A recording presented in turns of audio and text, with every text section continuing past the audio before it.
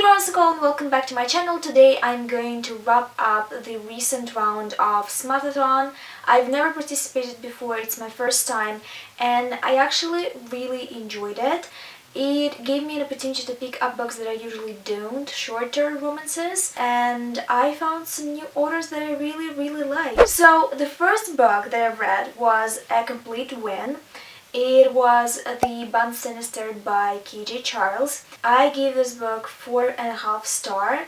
It was almost perfect. I thought she did such a great job with a story that was told before. She managed to include a new perspective. It was a very fresh take, and there are a lot of detail that I found to be this novel's strength. The story follows Guy and Amanda Frisbee, who are a brother and a sister. They are shunned away from high society by their aunt, who is kind enough to support them financially but doesn't want to see their faces, doesn't want them to live near her and taint her daughters, because their parents got in quite a few scandals, and Amanda herself also managed to get into one when she was younger. So they are living a very peaceful life in the country, they have a fantastic relationship, and all goes well until Amanda picks up a new hobby. She starts writing, and she sells one of her gothic novels to a publisher. And it would be a nice scenario for both of them, except she decided to base her villain on their neighbor,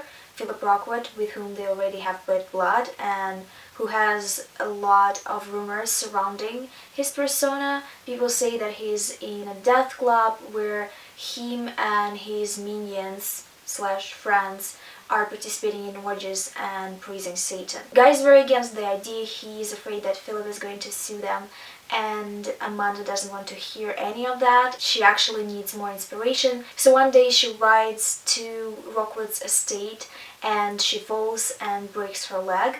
And when Philip finds her, it turns out that she can't be moved, so she has to stay in his house. And since his sister's reputation is at stake, Guy has to also move into this house, and they have to cohabit for a month. It's another romance with a very prominent found family vibe, and I felt very connected to it. I thought the novel itself was very authentic. There were a few things that this novel did in a very new and unexpected ways. So Philip obviously turns out to be a very decent man, and he starts developing some attraction for Guy. And the way he approached this relationship was very interesting, because he already is in a polyamorous relationship with two other men that are part of his club, which is actually a group of his friends that talk science, culture, arts. This relationship is not called romantic explicitly, but there's a huge point made about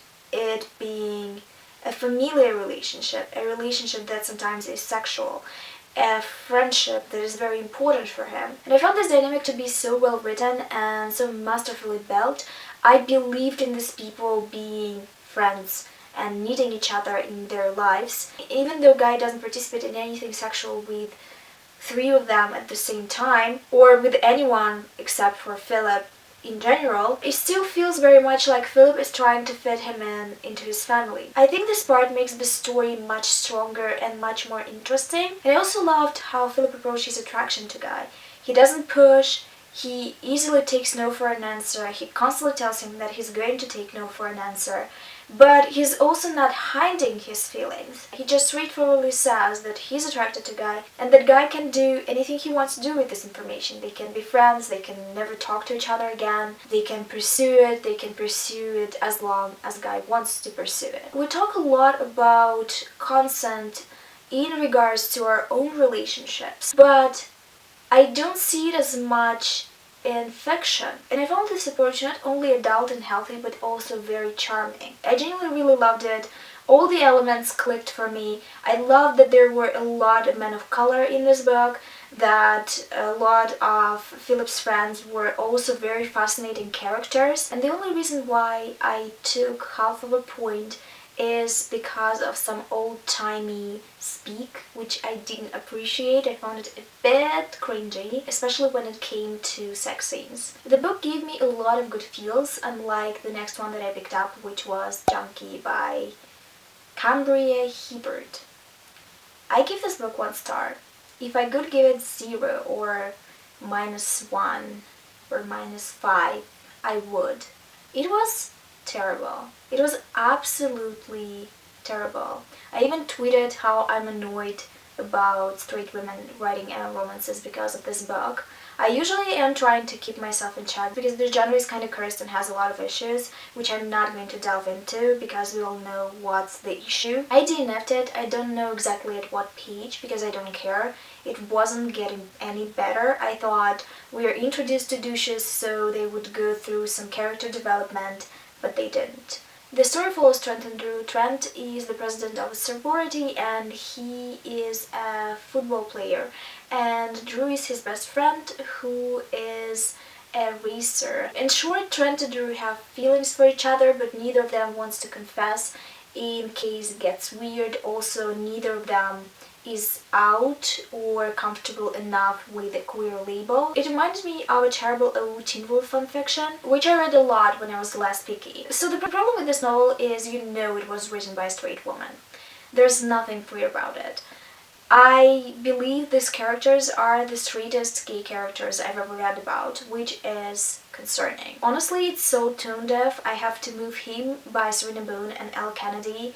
So this book will take its place in the most tone-deaf romance ever written by a straight woman. It has very cheesy dialogue. At some point Drew had a whole monologue about how smart and how hot he is and how he's just like a sleek car or something.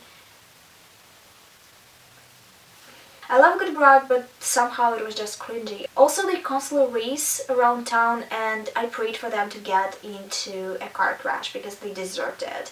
I hate drivers like that. But that's not the reason why I didn't like this book. I just want to point that out.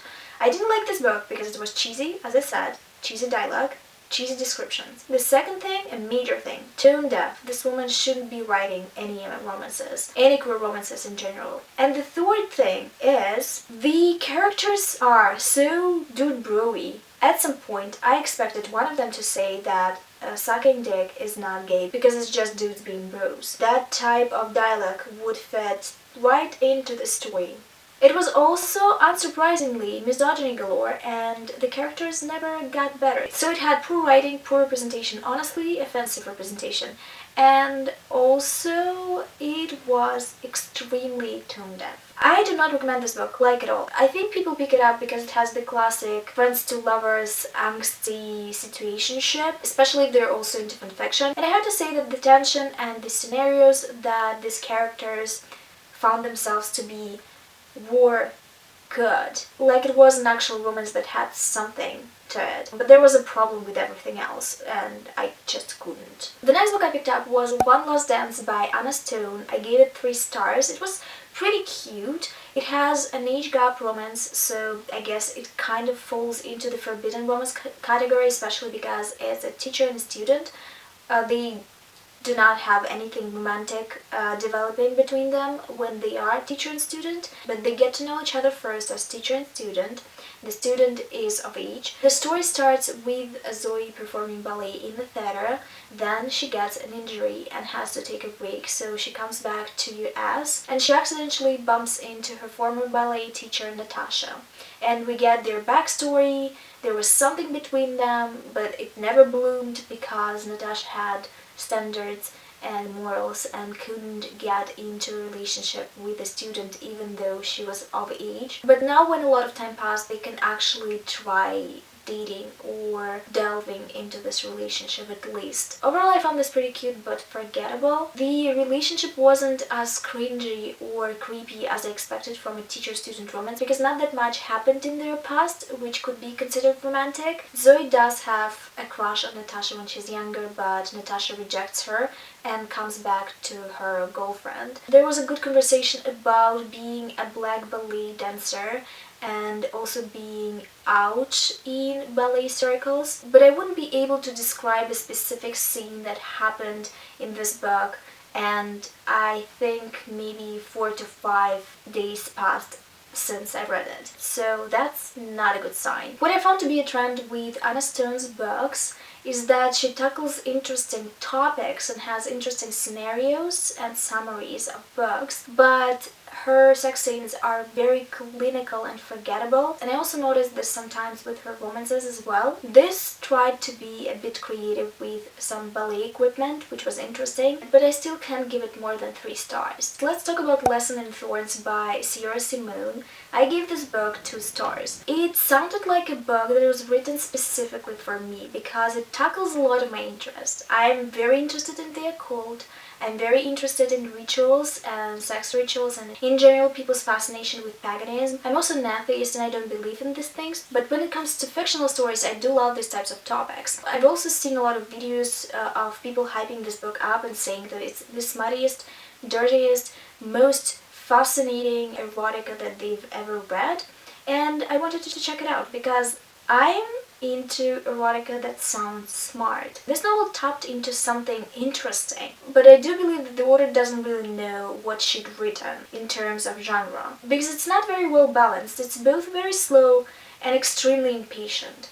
It's slow when it comes to getting to the points, and it's very impatient when it comes to the dynamics between the characters. So I couldn't appreciate either of these elements. I did think that from the middle point and further, the book became better, but not good enough for me to give it more than 2 stars, so let's talk about it. It is about 6 people whom, when they were younger, often traveled to one of their parents' mansions for the summer, I guess. One day when they were there, they found a secret chapel, and they decided that it's going to be fun to go through a pretend wedding ceremony. There was a very strong implication in this book that these characters are attached to each other because of what they experienced when they were younger. But I found it hard to believe because so much time passed and they didn't talk to each other that much. And the author is trying to build this tension between the characters, but it's artificial. The only tension that I found to be believable is tension that was built outside of the novel. So the tension between Saint Sebastian, or Saint, and Odin, but they also got annoying by the end because their huge secret needed to be revealed in the first book, in my opinion. And the second pair that I found very fascinating, actually, is Delphine and Rebekah. Those two I stand. I felt like they actually had chemistry. The chemistry between Odin and Poe is only built on him getting an erection or her getting wet. So that's the whole chemistry. There's literally nothing else about it. They don't talk that much, they don't share that much. Honestly, Poe is very weird when it comes to building relationships because the first thing she asks Saint, well, almost the first thing, is how his mother died. I found it to be so odd. What was funny too about this novel is that the characters often broke the third wall. They would often start discussing questions I had about a certain situation. They were talking about a ritualistic orgy they wanted to have at the woods, and I questioned why do they even need it. Then one of the characters just started talking about how the reasons behind this orgy are meaningless, and they all shouldn't think about it at all. I guess it meant I shouldn't have thought about it either. I do have to admit that the story had a few surprises that I didn't expect from it at all, but when it came to the sex scenes, the promised dirty sex scenes, they were good, but nothing that extreme happened. No one fucked a corpse, no one fisted anyone, Anal, we don't know her. I expected so much, and it was just sex, but with a lot of people and some mild kink. So to wrap it up, Rebekah and Delphine are the only valid relationship in this book. They're also almost the only valid characters in this book. I also enjoyed Beckett. The whole Saint, Odin and Poe drama is not interesting to me at all. It is sucked out of a finger, and you have to ignore it being extremely unrealistic and extremely convenient for the sake of enjoyment. Am I going to read the second book? No, because people said that it's even worse than the first, so I'm not going to risk it. Then I hit another low with Fake Girlfriend by Barry Fox. I found this novel on Kindle and I just decided to try it because the cover was cute. It was a short story that I gave 1 star to, and it is about a fake relationship. The story follows Sarah and Lucille. Sarah's sister dies and leaves her the kids, and Sarah has to step up into a role of being a mother. She doesn't have that much money and she has to work many jobs to support them.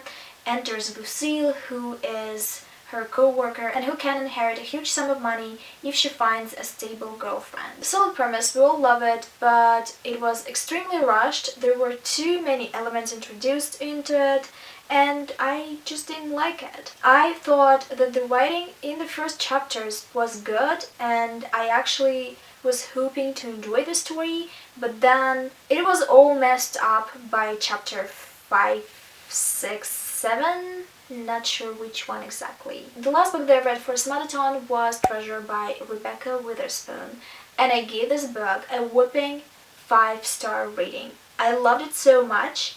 I need to read more Rebekah Weatherspoon because she does have a series about vampire sorority girls and also an FF story about a soft dom-sub relationship, which I would read from her with pleasure. She is such a talented writer. She made me care and believe in the romance between these two characters in a span of 100 pages, which is a true skill. This novella follows Alexis and Trish. Alexis's sister is getting married and she's celebrating her bachelorette party at a strip club. Her friends are teasing Alexis because she is a bit of an outcast and clearly queer, and they buy her a dance from one of the strippers named Treasure.